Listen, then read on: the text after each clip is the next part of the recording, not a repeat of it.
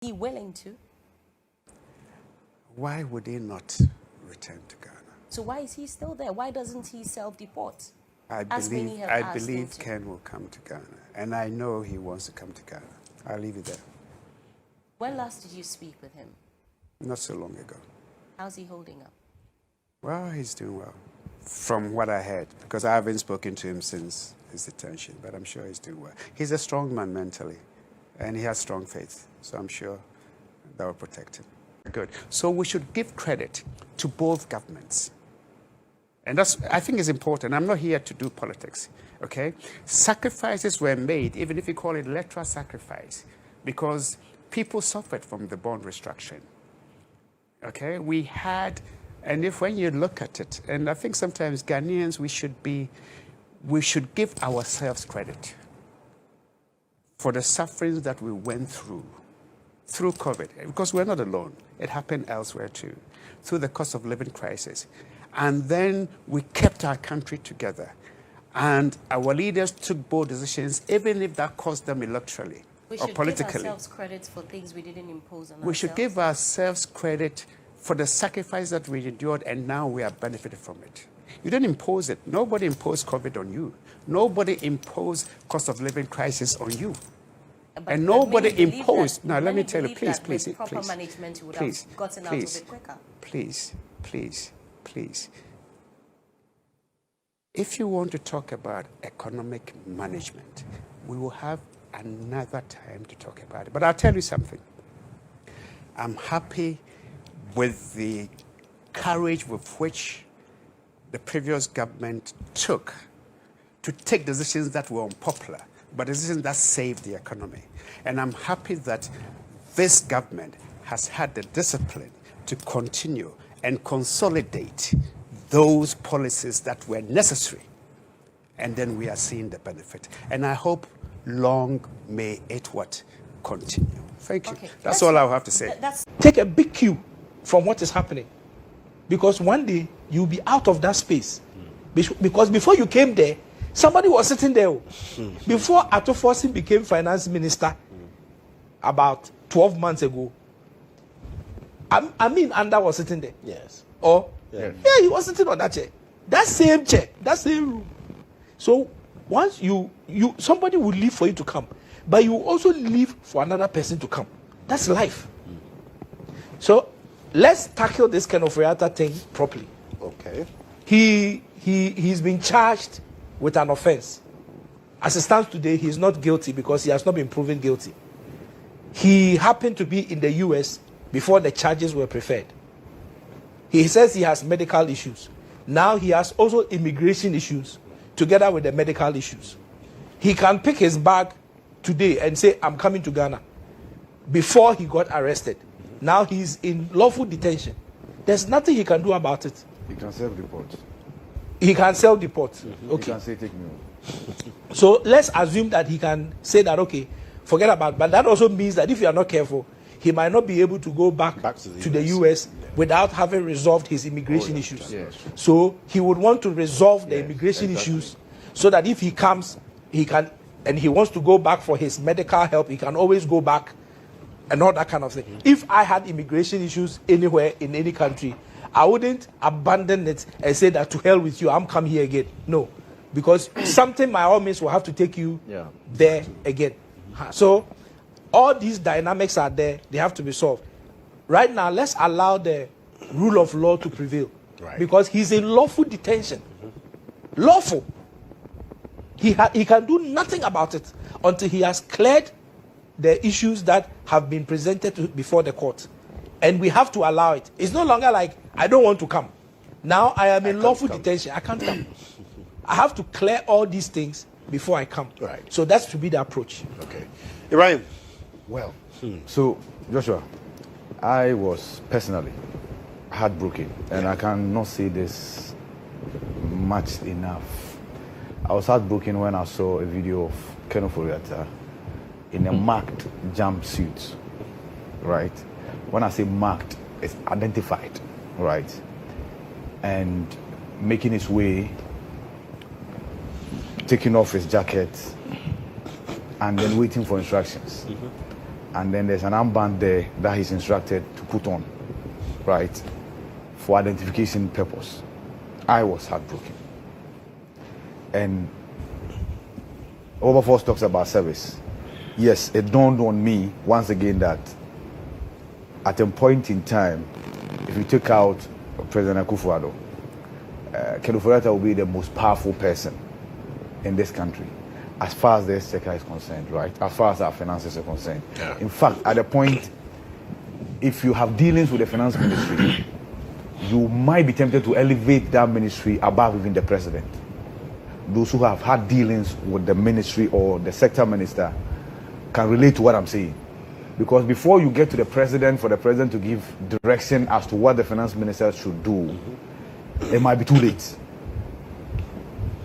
Then I asked myself, okay, how about, he says, enough is enough. Take me home. And I also look at the fact that, no, there's a process is going through. It's an immigration process. Yeah. And mind you, this has got nothing to do with the charges that have been brought against him, the extradition request that we have sent to the U.S. What we know, and Overforce related to the fact that some people were trying to take glory. What we know for a fact is that Ghana requested for his visa to be revoked, and that was done. And the AG has spoken to this. Once the visa when was the visa revoked? Oh, last year. Yes. July 2025. Yes. You know, I find that claim quite interesting. You know, it has not been corroborated by any no problem. official of the US. As the case progresses. And again, I think that, sorry to interrupt you, but I think that if you requested for somebody's visa to be revoked and the person's visa was revoked, I don't see how the receiving country would now say, even though we have revoked your visa, we are giving you time to stay here till some time. Maybe that's why they say he was staying illegally. Exactly. So here's the thing. After they say he was staying because his visa will have expired next month. Yes, in February. In February. The original visa will have expired in February. So we're all wondering why they had to knock on his door. See the wife, see the son, he himself, who by then had their passports with them. He did not have his passport with him because he has submitted it for change in status, as far as his immigration status is concerned. And they obviously will have to whisk you away because there is no document on you to prove that you are in the country legally. And then the AG tells us that the visa, which is to expire next month, was revoked. Until we get counter information from the US authorities. I won't go with what the AG said. Okay. Now, the man shows up in court. The argument of the authorities in the US against him being granted bail is that there's already an extradition request from his mother country. So he might become a flight risk if you grant him bail. Then the judge says, oh, that's new information. The man is here over his immigration status. So if you claim that there's an extradition request from Ghana, his mother country, make that available. But in effect, you know what the argument did? As we speak, Ofori is still in detention. Yeah. That was not what his lawyers wanted. His lawyers wanted him to be released on bail as he battled his immigration issues in court. But because of the additional information furnished the judge by the U.S. authorities, before the next adjourned date, the request is that make that extradition request available. My suspicion is that because they will have to still go to a judge in the U.S. to start the extradition process, they might want to do both concurrently. As the immigration issues have been attended to, and mind you, that's not ending tomorrow, it's not ending the day after. Yeah. It can be a very long haul. Right? I agree that Ofori might consider the fact that if he self-deports, then it means that he's abandoning his ability to fight the immigration issues to the end and get a remedy. He might say that, you know what, let me fight it to the end. If I get the remedy, which is I want to be able to return to America legally or stay in America or become a U.S. citizen, I can then say that once this battle is over, let me go back to Ghana and go and fight the next battle. But I don't see that happening because of the argument of his legal team as well. The argument is that Ofori can never get a fair trial in Ghana. The charges are political and they are personal. If that argument is to be swallowed hook, line, and sinker, then we can say Ofori would not willingly come to Ghana unless compelled to. And the compulsion can come 2 ways. He loses the immigration battle, he's deported, or the extradition request succeeds, and then he's brought back to Ghana. Yeah. Subsequently, Sedina Atuenu was also to have her day in court. On the 21st, yes. Yes. And we are yet to get an update as to how that even played out. But chances are she will also be deported because she has been convicted. Yes. And she is to be brought back to go and serve her time in jail. That is depending on how her legal team decides to approach this. So you see, I agree. Oh no, depending on how. You see, I like the way you have brought the legal team. Oh yes, because her colleague who was convicted has been given bail now. Is it not? Yes. Pending appeal. Pending appeal. Yes. So that's a legal option available. But see, so it means that the lady can land today, and tomorrow she's given. When she lands, you go to jail for that automatic. But they are not. If they are not. Yes, but within 24 hours she can also get bail. You can put any timeline on it, but the point is that when she comes, get a presidential pardon. Or she can even get presidential pardon. That will not happen. Why? Anyway, are you the president? We don't expect that to happen. We don't expect that to happen. So we don't expect that to happen. So what of us? See, I agree with you that there's an adage in Akanda who your phones are not held here, right? To wait when you are consuming the carcass of a baboon, especially the limbs, the fingers. Look at yours. That animal looks like you and I, like a human being, right? So whatever is happening to Ofori should be a guiding principle to people serving us today. Right. But then once you agree to take a political office, be ready to avail yourself to the demands of accountability, no matter what. Quite interesting. But then we are told he's in high spirits. Gabby confirmed that yesterday, that Ken is in high spirits, and he knows Ken. He's not a guy who breaks easily. So we just wish him well, and hopefully we get to see how the things pan out with regards to his particular development. But then recently... But something has been bothering me. This whole system of law, legal battles and all that. How much is involved in Ken's alleged crime? Oh, the OSP put out a figure. We can get it for you. That SML. At least it's SML. But the AG has also disclosed that. He also has other matters. Investigations. But we had other matters serious in court that were discontinued. Of criminal nature, financial laws and all that. What kind of... you've discontinued... But those are options available to the AG as well. Exactly. So what do we want for this country? What do we want for this country? We want to punish people who are... The law is the law. Okay. All right, so quickly, I want us to talk about the statistics from the Ghana Statistical Service, that we've had about 950,000 people move out of poverty from Q3 2024 till Q3 2025, and 20% decline in multidimensional poverty. Looks like we will, of course. Well, I don't understand the dynamics of multidimensional poverty and all that. Yes. But see, anything that will improve the standard of living of our people is welcome news. Absolutely. But I don't think that we should use it for political settings, because I think the settings is too much. I think the slightest opportunity is like somebody must do settings with some information, you know. No, but we are resetting. So you should understand. So resetting and then settings. Yeah, you set to reset. Okay. So as part of reset, you always be doing settings. Yeah. You set to reset. But you should understand. The settings, as you and I know it, in the Gen Z world, it's like, you know, you are, I don't know how to see it, but it's like you don't have a car. You've never bought a car before. You see some nice woman. You want to go and follow the woman. So you think that you must go with a car. You go and rent a car, and you go and you roll the keys like that, and then the other says, "Oh, this is my car." People still do that. The first time you went with the car, and the person sits in the front, and then you go on a ride. Notice that forever and ever, you are going to have to rent that car. Because the day you don't go with that car, it means that something is gone wrong. Settings nothing. so please, this settings thing, I'm worried about it. Especially doing settings with the Ghanaian economy. The economy... the economy is doing well, though. Why do you say the economy is not... Please, oh.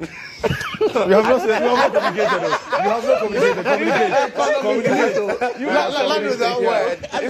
The economy is not what? No, his problem. This guy, there's nothing in his pocket. So that's like me. But your economy is not his economy. Yes, I've always said that. But you see, in this matter, his economy is my economy. Because we all live in Accra. He doesn't have anything in his pocket. I don't have anything in my pocket. So our economies are the same. I don't know, but the economy, we do settings with it. Are you sure? Inflation is down. Dollar is down. Is down. Yeah. What do you CD call up. it? CD is up. So these are not. Okay. Fuel is Fuel down. is down. These are indicators. You know. All of them. So we are certain. We are resetting. This one is proper resetting. This one is proper resetting. So, but we all know that. One of us cannot make the point. One of us just make the point.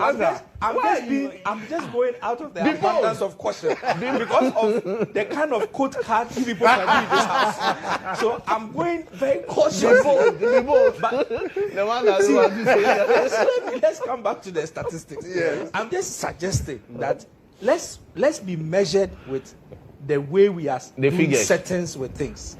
Because, you see, the reality is always there. It's like someone told me that in Ghana, Greater Accra is like the screensaver. When you shake the mouse, the screensaver will just vanish. And you actually see the desktop. And you can access the files. You can see what is inside the files. And you see that, Charlie, the other time I went to Circle. And I'm ending. I went to Circle, the Tiptoe Lane area there. And I was walking somewhere. Then I think I wanted to, somebody was giving me the issue to go and do something, and I needed to wee-wee. So I went off and asked somebody, where can I? Then I went off the main street, and I entered a place. I said, hey, this is here? That's a reality. I was shocked. So I just realized that when you are walking on that tiptoe lane like this, and you are seeing people selling to the left, people selling to the right, it's a screensaver. When you exit and you enter the back end, the things you see. So I'm only saying that the economy and all these things cannot be treated as, we cannot treat it like a screensaver. Where we are, you know, some of the screensavers, you see very nice things. I remember when computers started coming, there was a screensaver of some boy who was dancing. He was always dancing like that. Everybody was using that screensaver. When you shake the computer, the mouse, the screensaver vanishes. And you see the desktop. Then you see the real things that are inside the computer. Okay.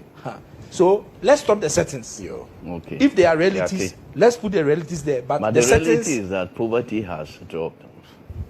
Okay. Yes. I'll do. Okay. Briefly, because you need to go. Oh.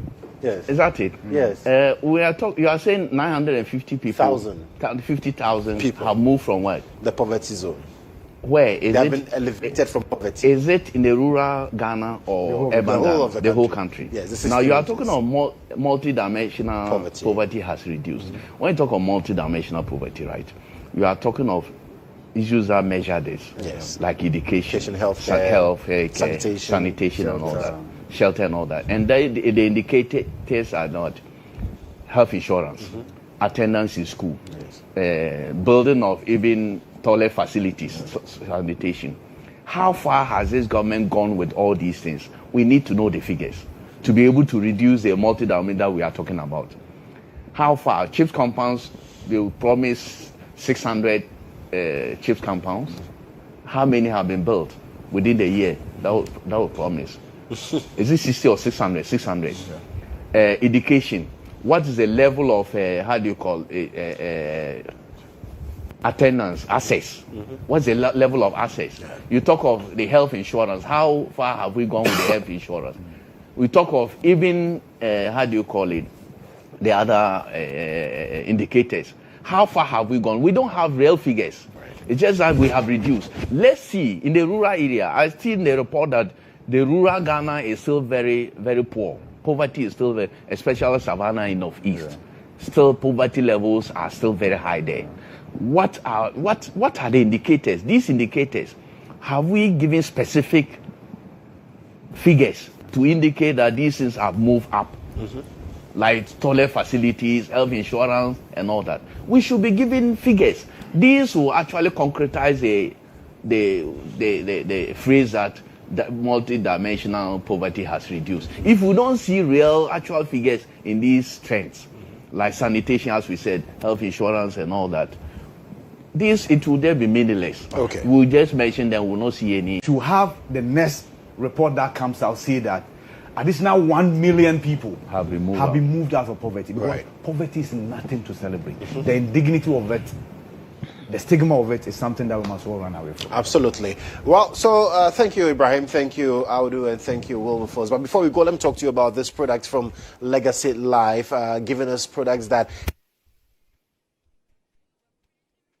Let me talk to you about the first one, reishi extract powder. Now, if you're someone who struggles to sleep and you're always stressed, that is like all of us. We are stressed. Everybody's stressed. So the reishi powder is super good for you, and it's not that powder that puts you to sleep and it makes it difficult for you to wake up. In fact, you wake up very refreshed for the next day. The lion's mane is for me, I think it's for the businessmen, those who are making decisions every single day. You're looking at the top decisions you need to make. Your brain has to be really boosted. If you want that brain boost, you want to feel energetic, the lion's mane is there for you. Now, for the children in the house, they can drink some really beautiful hot coffee from Legacy Life, and then the coffee that we are having this morning, that has about 12 organic ingredients to make sure that the coffee is working for your body and not working against your body, helping you to be in top form, be really, really attentive, be in good shape as well. And that's the Legacy Life coffee for you there. So look up Legacy Life, follow them, find them, and then get your products as well.